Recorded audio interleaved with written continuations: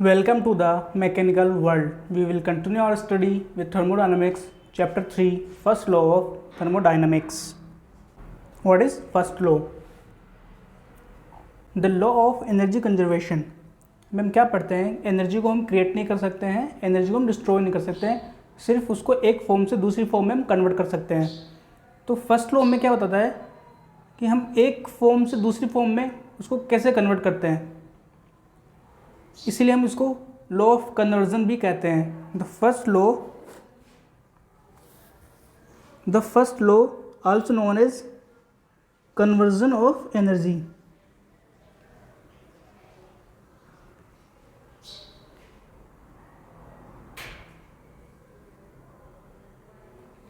As Joule showed us that heat is also a form of energy. First law में हम क्या पढ़ते हैं कि एक एनर्जी की फॉर्म लाइक हीट और वर्क हम उसको दूसरी फॉर्म में कैसे कन्वर्ट करेंगे. The transfer of heat and work में causes same effect in a system.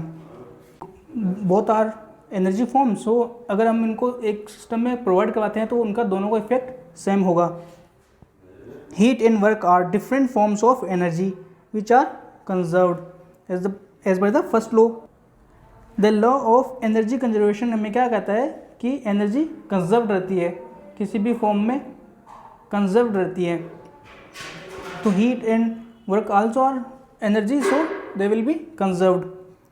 Energy which enters a system as heat may leave as work or vice versa. क्या कह रहा है कि कोई भी सिस्टम है उसमें अगर हीट इनपुट होता है तो वो वर्क के रूप में आउटपुट हो सकता है, मतलब वर्क के रूप में आउटपुट होगा. और वर्क अगर इनपुट है तो हीट हमारा क्या होगा, आउटपुट होगा. First law of thermodynamics was given by Joule as we studied in the first chapter. It states that for a cycle heat transfer is equal to the sum of change in internal energy and work transfer. It is saying that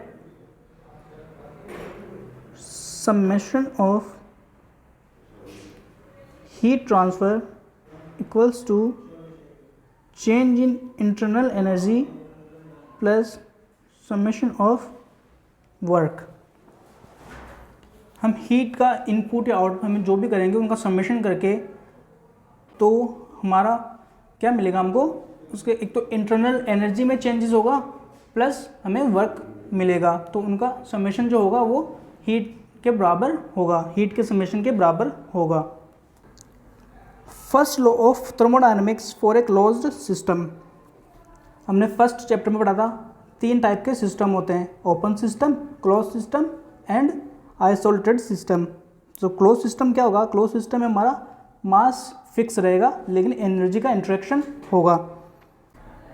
the algebraic sum of all energy transfer across system boundaries is 0. As we studied in chapter 2 that both heat and work are boundary phenomena. जब तक वो system की boundary को cross नहीं करेंगे तो हमारा work क्या होगा, 0 होगा. But when system undergoes change of state with heat and work involved, the net energy transfer will be stored or accumulated within the system. So there is a state change like from P1 V1 to P2 V2.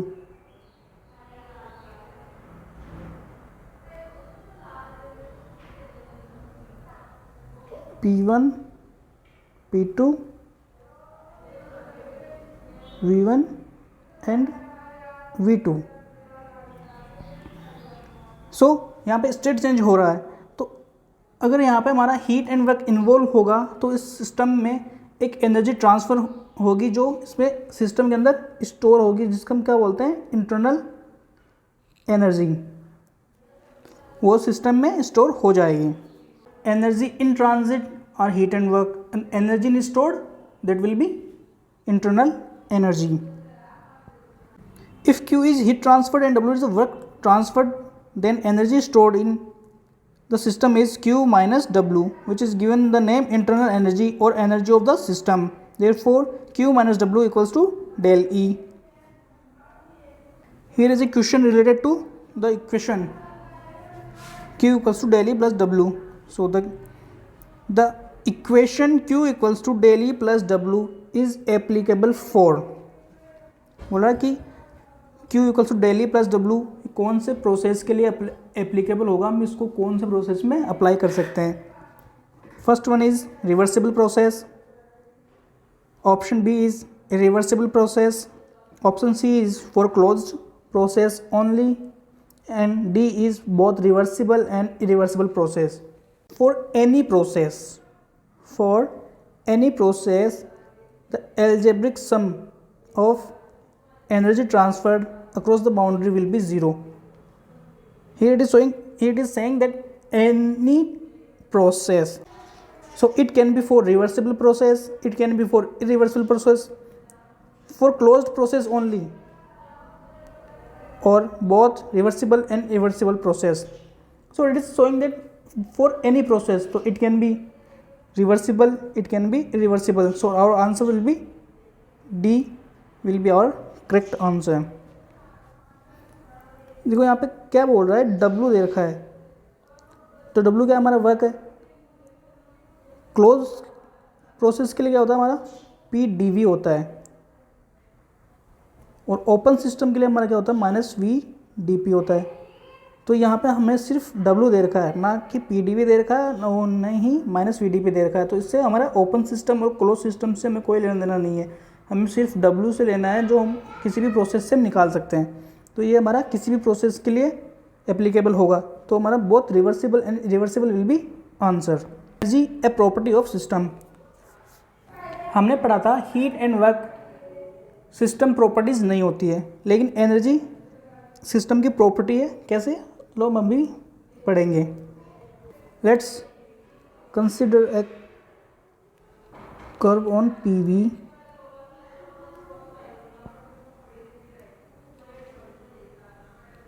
which is going from state 1 to state 2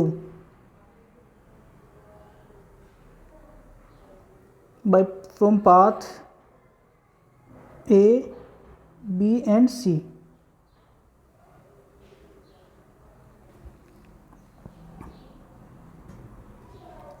From path A, area under the curve will be equals to work. For path B, area under the curve will be equals to work, and path C, area under the curve will be equals to work for the C. And we also know that for area under the curve on TS diagram is equals to the heat given. So this, so for state 1 to state 2 we do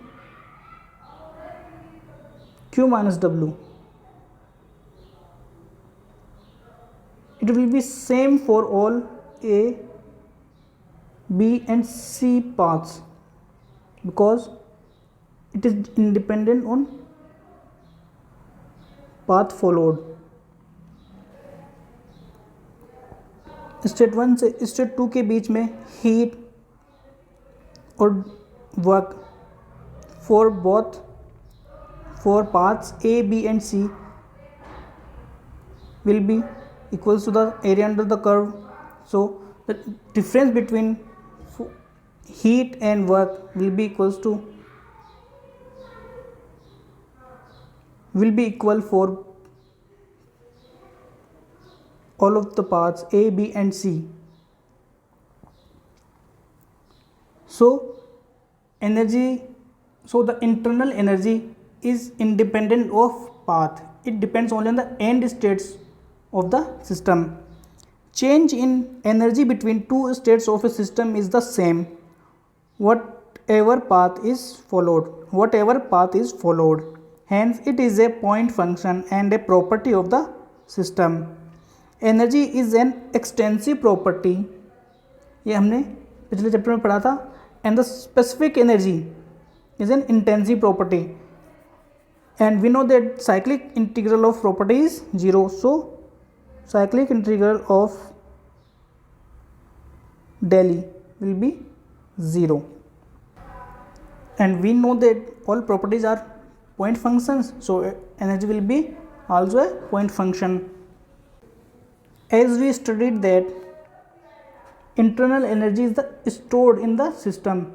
So there is two types of energy stored in the system, which is first one is macroscopic and the second one is microscopic. Macroscopic में क्या होता है, कुछ भी matter का specific एक fixed volume ले लेते हैं और उस पर स्टडी करते हैं. माइक्रोस्कोपिक में क्या होता है, एटॉमिक और मोलिकुलर लेवल पे हम उसका स्टडी करते हैं. So in macroscopic energy mode includes kinetic energy and potential energy. In microscopic energy mode refers energy stored in the molecular and atomic structure of the system, which is called internal energy. It is denoted by U. Internal energy is denoted by U. So change in internal energy will be du. There can be different type of energy of atom as follows: translation energy, rotational energy, vibrational energy, chemical energy, electronic energy, nuclear energy. So it is saying that कोई भी एक matter होगा उसके अंदर जो atoms होंगे उनके बीच में कोलिजन हो सकता है, कोलिजन के बीच में उनमें वाइब्रेशन हो सकता है, उनके बीच में केमिकल एनर्जी हो सकती है. जैसे हमें पता है कि इलेक्ट्रॉन नेगेटिव चार्ज होता है तो उनके बीच में इलेक्ट्रिकल रेजिस्टेंस हो सकता है, इलेक्ट्रिकल एनर्जी हो सकती है. न्यूक्लियर एनर्जी होता है क्योंकि हमें पता है कि एटम के अंदर एटम के अंदर प्रोटॉन, न्यूट्रॉन और इलेक्ट्रॉन होता है जो न्यूक्लियस बनाते हैं, तो उनकी वजह से हमें न्यूक्लियर एनर्जी मिलती है. तो for N number of molecules energy is equals to N into E. तो हम उनको एक एटम की जो एनर्जी होगी उसको हम एन से मल्टीप्लाई कर देंगे तो वो हमारा क्या हो जाएगा, टोटल एनर्जी मिल जाएगा. तो next question is in which process all given heat is converted into work. All given heat converted into work. Option is constant pressure process. Option B constant volume process. Option C constant temperature process. Option D none of the above. देखो first law क्या कहता है, Q equals to del E plus W.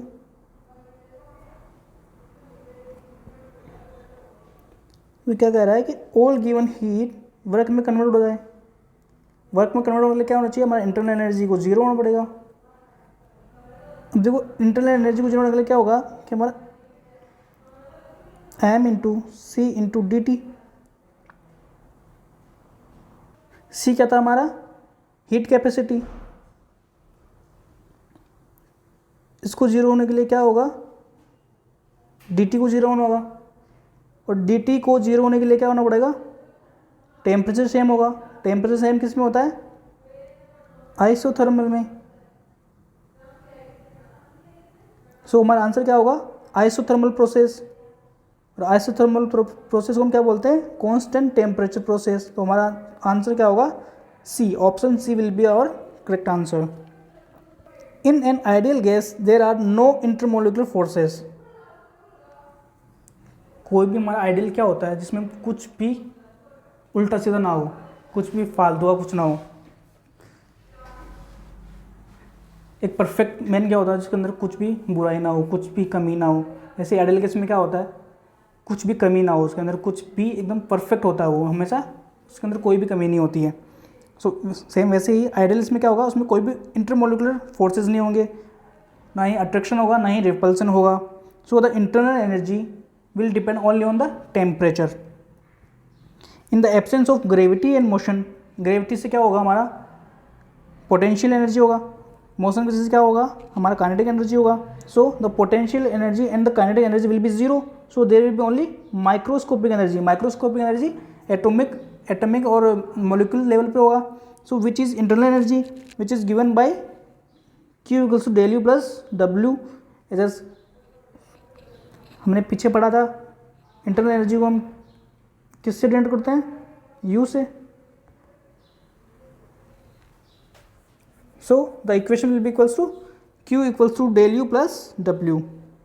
Next question, in which process all given heat is converted into internal energy. देखो same पीछे वाले question की तरह ही ये क्वेश्चन है. First law of energy, first law of thermodynamics, क्या कहता है, Q equals to del U plus W। Del U में हमारा काइनेटिक एनर्जी और पोटेंशियल एनर्जी होगा नहीं, तो ये क्या हो जाएगा, डेल यू। तो क्या होगा हमारा इंटरनल एनर्जी। अब इंटरनल एनर्जी में कन्वर्ट होगा फुल्ली, तो उसका क्या होगा, वर्क होगा हमारा ज़ीरो। वर्क हमारा किस प्रोसेस में ज़ीरो होता है, हमने पढ़ा था कांस्टेंट वॉल्यूम प्रोसेस में। कैसे, हमारा P D V equals to हो जाता है zero.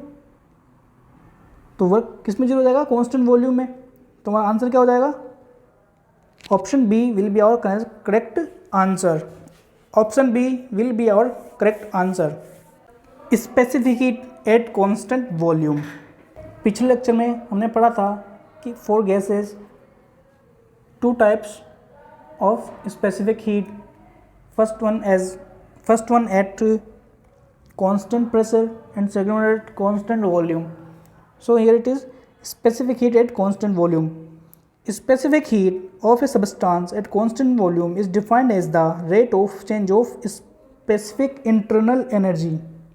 Change in internal energy with respect to temperature at constant volume is equals to our CV. Specific heat at constant volume. Is misprint हो गया यहाँ पे आएगा C V equals to D U upon D T at constant volume.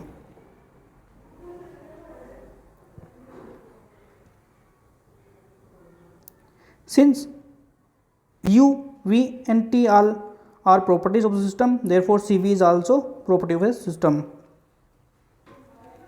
ठीक है, हमें पता है U इंटरनल एनर्जी क्या होता है, सिस्टम की प्रॉपर्टी होती है। अभी हमने पीछे पढ़ा था energy is a property of the system.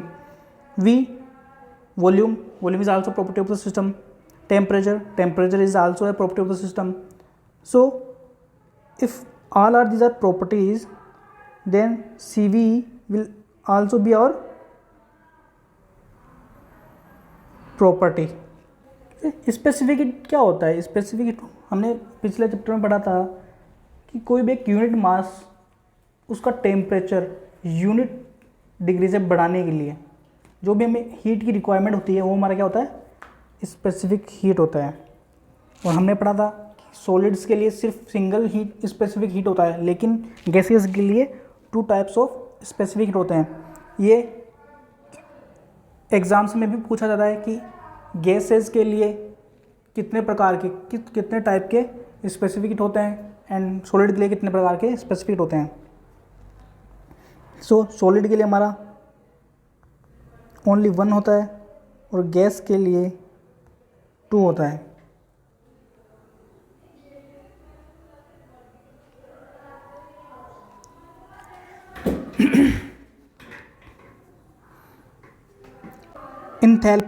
Enthalpy of a substance is the sum of internal energy and product of pressure and volume. So what is saying that enthalpy equals to U plus PV.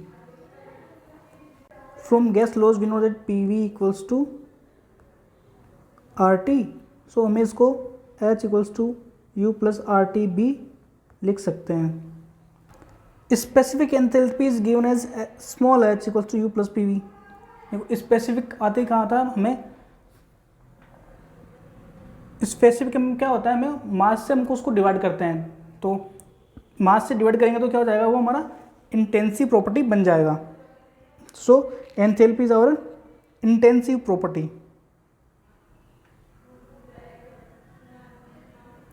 But remember entropy is a extensive property. Since U, P and V are properties of the system, so H will also be a property of the system. Heat transfer at constant pressure increases the enthalpy of a system. देखो ये कैसे होता है, first law क्या कहता है हमारा, dq equals to du plus w। Close system के लिए w क्या हो जाएगा हमारा, PdV। तो ये हो जाएगा डी यू प्लस का P D V. For it constant process P D V will be equals to D P V. उसको हम इस क्वेश्चन में रखेंगे तो क्या हो जाएगा, D Q equals to D U plus का डी पी वी। तो यहाँ से क्या होगा हमारा, D Q equals to D U plus का पी वी।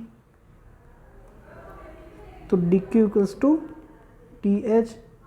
तो at constant pressure heat transferred increases the enthalpy of the system. तो डी क्यू इंक्रीज होगा तो डी एच भी तो इंक्रीज होगा।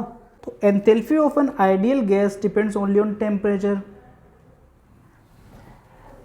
हमने अभी पढ़ा था, for an ideal gas there is no intermolecular forces and like attraction and repulsion, so internal energy will depend only on temperature.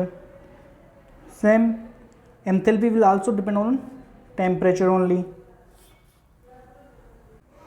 Specific heat at constant pressure, हमने अभी पढ़ा था specific heat constant volume, same वैसे ही हमारा क्या होगा, specific heat constant pressure. Specific heat at constant pressure में क्या होता है, the rate of change of enthalpy with respect to temperature at constant pressure is equals to our specific heat at constant pressure.